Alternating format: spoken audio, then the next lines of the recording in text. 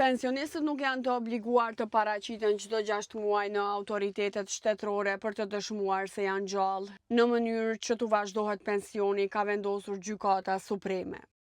Siç ka njoftuar kjo gjykatë, janë shpallur të paligjshme nenët dhe paragrafet që obligonin pensionistët të paraqiteshin çdo 6 muaj për të dëshmuar se janë gjallë dhe masat sanksionuese nëse kjo nuk bëhej. Pra, autoritetet janë përgjegjësit e para dhe jo qytetari. Si rrjedhojë e vendimit, pensionistët nuk mund të penalizohen nëse nuk paraqiten.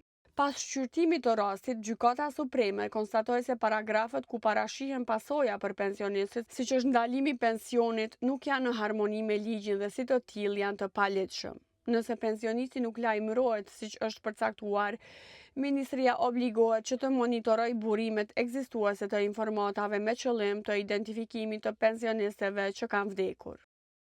Ligji ka paraparë një mekanizëm që mbështetet në verifikim aktiv nga ana e Ministrisë dhe jo në barë disproporcionale ndaj pensionistit, thuhet në njoftim të Supremës.